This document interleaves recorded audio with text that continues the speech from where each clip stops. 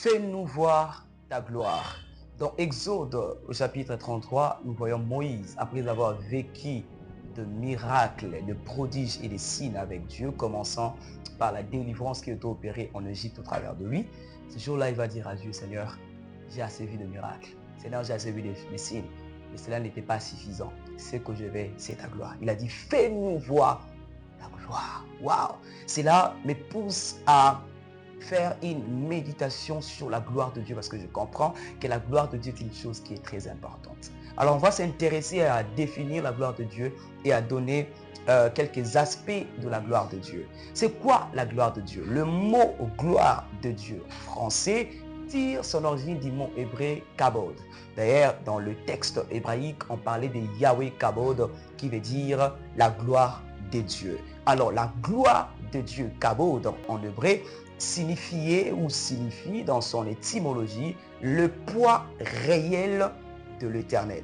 Donc lorsqu'on parlait de Yahweh kabod, on voyait le poids divin, on voyait le poids réel de l'Éternel. C'est comme ça que à la montagne de Sinaï, lorsque la gloire de Dieu descendait, il y avait des tonnerres, il y avait des tremblements de terre. Pourquoi? Parce que l'Éternel descendait dans son poids et dans sa magnificence. C'était ça l'image de la gloire de Dieu. Des fois, il y avait le feu qui s'est manifesté parce que la gloire de Dieu, dans sa définition étymologique, c'est le poids réel de Dieu. Imagine que Dieu descend dans son poids.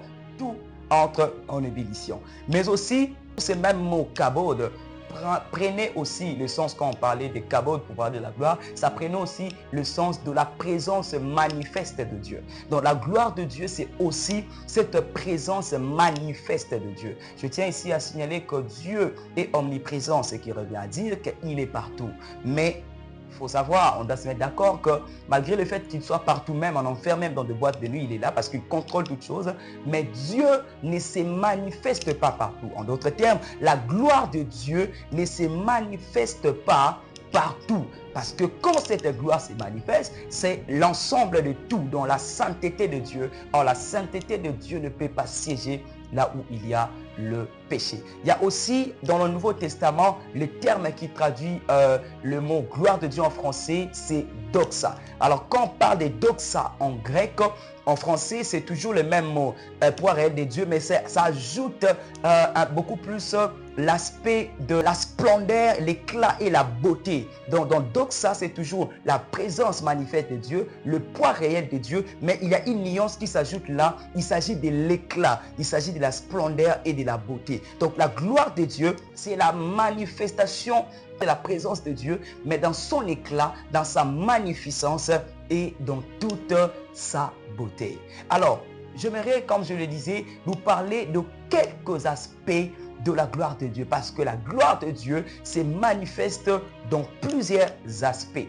Et ici, rapidement, j'aimerais parler du premier aspect de la gloire de Dieu. Ce n'est pas de manière ordonnée, j'en parle juste comme ça, ce n'est pas sur une liste bien établie. Le premier aspect de la gloire de Dieu, c'est l'aspect du feu.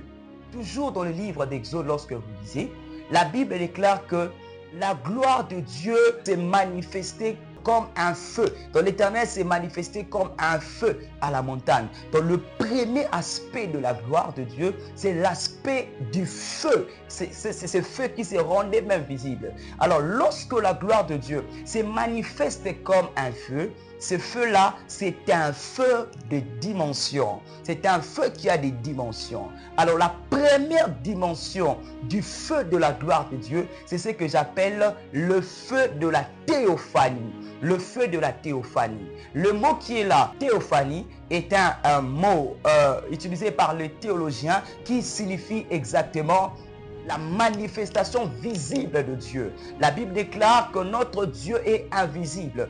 Notre Dieu est invisible. Nul n'a vu Dieu. Mais Dieu se rend visible ou se rendait visible, surtout dans l'Ancien Testament, par les manifestations naturelles. Par exemple, par le feu, par une colombe, par beaucoup de choses. Dieu se rendait visible. Et même par l'ange. Parce que dans la Bible, lorsque vous entendez l'expression l'ange de l'Éternel, souvent c'est Dieu lui-même, mais qui vient auprès des hommes sous forme d'un ange. Là aussi, il s'agit d'une théophanie.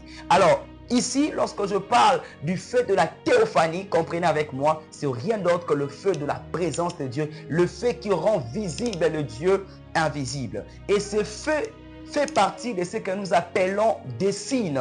Quand on parle d'un signe, par exemple, la Bible déclare le signe produit miracle. Le signe, en réalité, ce sont juste des manifestations qui confirment que l'Éternel est dans un endroit et qu'il opère.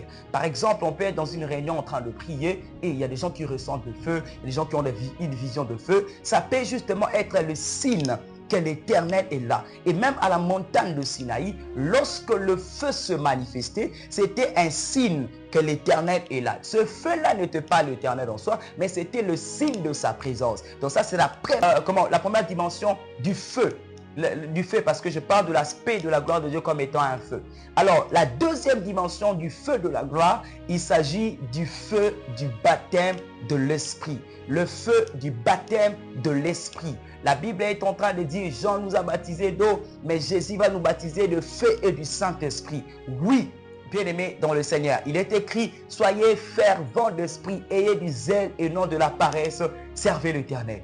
Lorsqu'on parle du baptême dans le feu, le mot baptême vient du mot grec baptizo, qui veut dire immerger, plonger. Alors le baptême du feu, c'est l'immersion dans le feu, c'est-à-dire le feu qui est l'image de la gloire et la présence de Dieu. Nous sommes immergés dans ce feu-là. Et le tableau qui explique mieux cela, c'est dans le livre des Actes des Apôtres, le chapitre 2, où la Bible déclare le jour de la Pentecôte, pendant qu'ils priaient, il y a un tout à coup, le vent était entré et des langues de feu apparurent sur la tête de chacun d'eux, des langues de feu. Donc c'était le feu du baptême. Et lorsque ce feu, ils étaient baptisés par le feu, la Bible déclare, ils se mirent à parler en d'autres langues et à prophétiser. Donc lorsque la gloire de Dieu se manifeste dans cette dimension du feu du baptême de l'Esprit, nous sommes plongés dans sa présence et nous ne restons pas ordinaires. Nous parlons en d'autres langues et nous prophétisons. Non seulement là, nous recevons aussi les capacités nouvelles afin de bouleverser les territoires. Ah, je prie que le Seigneur t'accorde cela dans le nom puissant de Jésus. Et la troisième dimension du feu toujours, il s'agit du feu du jugement. Oui, bien-aimés dans le Seigneur, la Bible déclare Dieu exerce son jugement par le feu. Dans 2 Rois chapitre 1, chapitre 18, lorsque Élie s'est élu devant le prophète de Baal, il a prié, le feu était descendu et les prophètes de Baal et leurs statues, leurs idoles ont été jugés, consumés par le feu de l'Éternel. Et c'est comme ça que lorsque nous prions, Dieu fait descendre son feu pour juger nos ennemis, pour juger les camps adverses. C'est même ce qui a eu lieu au pays de Sodome et de Gomorrhe à cause de l'iniquité qui était accrue. Quand Dieu voulait exercer son jugement sur ce pays, il avait répandu le feu. Et même lors du jugement dernier, dans le feu de l'enfer, il s'agira du feu du jugement qui va juger tous ceux-là qui auront haï la vérité. Alors le deuxième aspect et le tout dernier aspect de la gloire de Dieu, parce que je parle des aspects de la gloire de Dieu. Le premier aspect, j'ai dit que c'était l'aspect du feu et j'ai expliqué le feu de dimension. Le deuxième aspect, il s'agit de la puissance de Dieu. Ah oui, la gloire de Dieu se manifeste aussi par sa puissance, a aussi l'aspect de la puissance. Et dans la gloire de Dieu comme la puissance de Dieu, cette puissance est aussi une puissance des dimensions.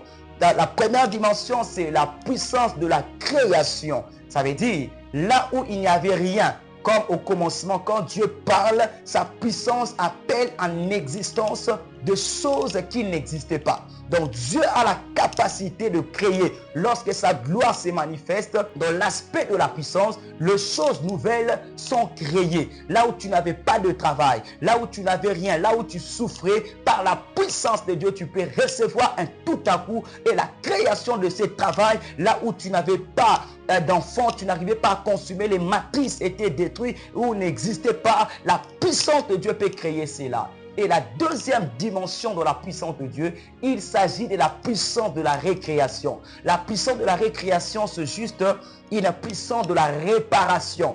Là où les choses existaient déjà, mais qui ont été détruites. Lorsque la gloire de Dieu se manifeste par la puissance de la récréation, ça vient redonner de l'ordre là où il y avait les désordres, là où un couple avait les menaces de divorce. La puissance de Dieu dans sa dimension de la récréation peut reconstruire ce couple qui était détruit. Voilà un peu les notions que je voulais partager avec nous sur la gloire de Dieu. Et je prie dans le nom de Jésus que cette gloire puisse visiter vos vies et tous les domaines qui sont attachés à votre vie. Que le Seigneur vous bénisse.